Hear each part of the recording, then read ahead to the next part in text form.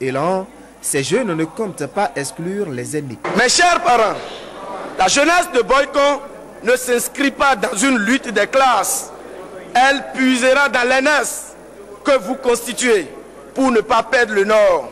Elle prendra ses aînés comme repère et référence afin de toujours bénéficier de leur bénédiction. 3 malfrats sont encore tombés cette semaine dans les mailles de la police à Abomey. Ce sont des repris de justice ardemment recherchés par les forces de sécurité. L'un a été pris à la suite d'une course-poursuite, c'est les deux autres au cours d'une patrouille de nuit. Ces indélicats avaient en leur possession un pistolet et divers autres objets. Constat Laurent Kokou et Daoumpavi. Ces 3 repris de justice récidivistes sont une fois encore tombés dans les mailles de la police. Celui-ci, Souleymane Chaban, auteur de plusieurs cambriolages, notamment au domicile du délégué militaire d'Abomey, à la préfecture et au motel d'Abomey, a été arrêté au quartier Ayanyan alors qu'il s'apprêtait à fuir avec 2 matelas, un poste téléviseur et une cuisinière.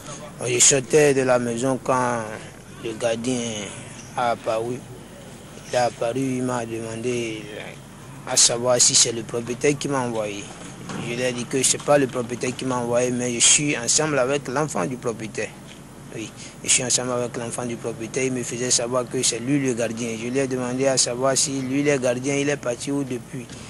Il me disait que lui il est parti au village. Au village, ton propriétaire n'était pas vu depuis longtemps. Il dit oui, qu'il est parti au village.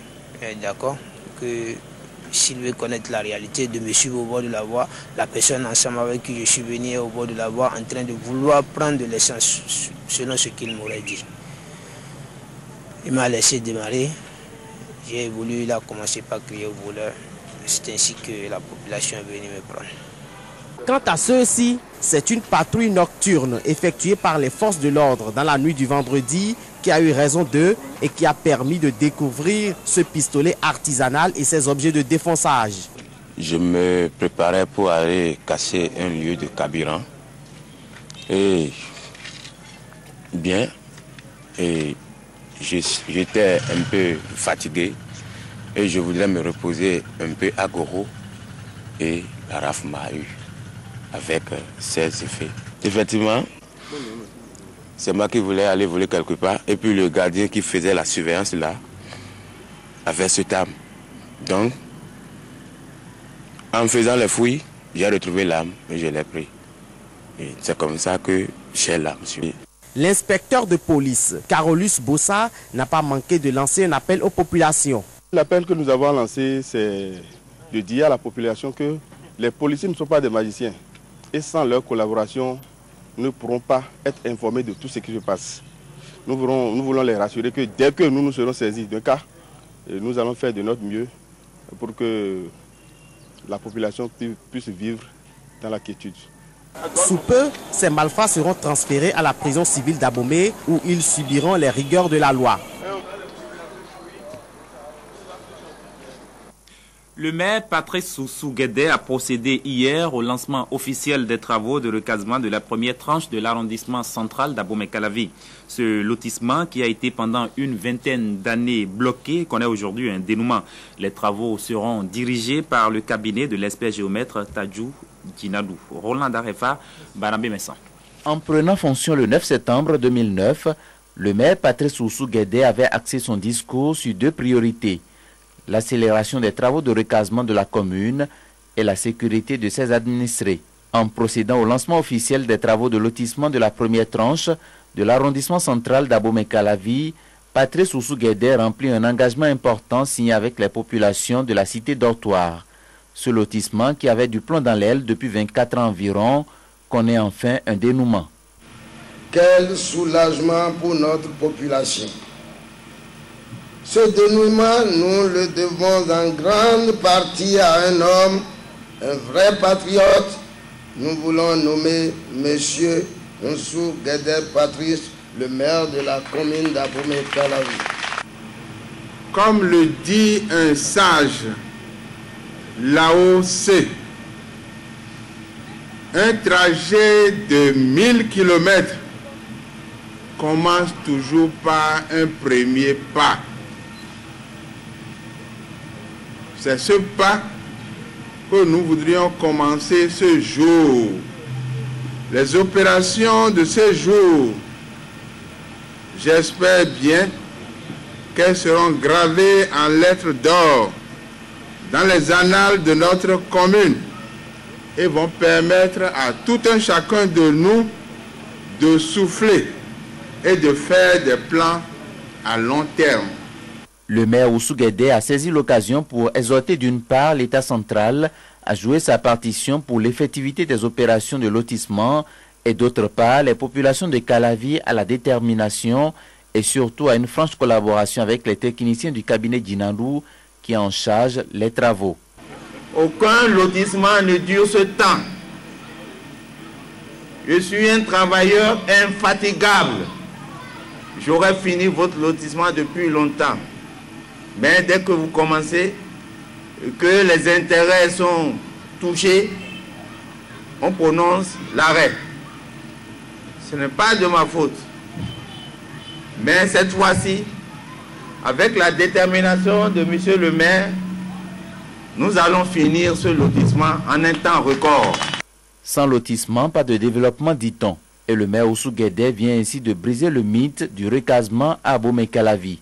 Ce geste, qui coïncide avec sa date de naissance, a été favorablement accueilli par les populations qui, d'une seule voix, lui ont chanté « Happy Birthday ».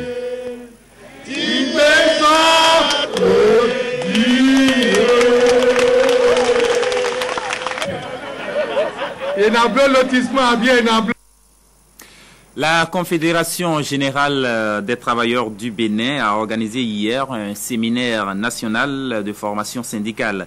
Cette rencontre a porté sur le thème « Les agents des collectivités locales et les techniques de négociation collective ». Lucre Sayanoron, bienvenue au Web.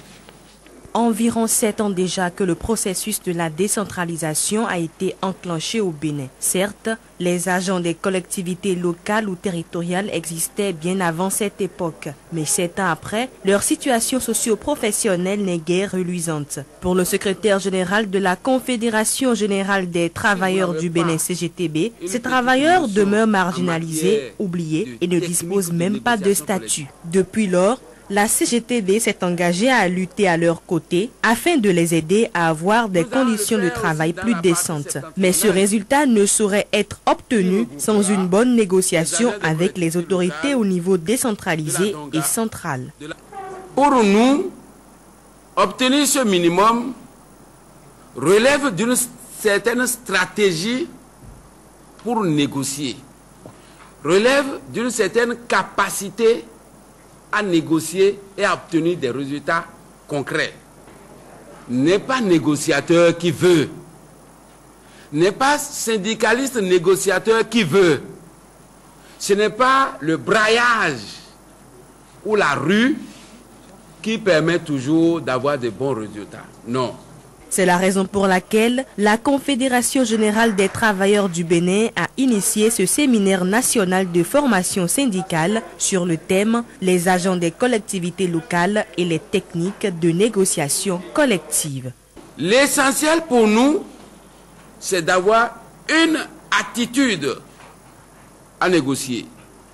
Une technique qui peut vous permettre de convaincre les maires, les préfets et pourquoi pas les chefs d'arrondissement, de comprendre vos préoccupations, nos préoccupations. Cette technique-là, c'est ça que nous voulons vous enseigner aujourd'hui. La CGTB a aussi élaboré 2 documents sur les notions de base du syndicalisme et la négociation collective. Ils seront à la base de cette formation qui réunit les agents des collectivités locales des départements du Sud Bénin et une partie du Zoukoline. Ce sera par la suite le tour de ceux des 4 départements du Nord.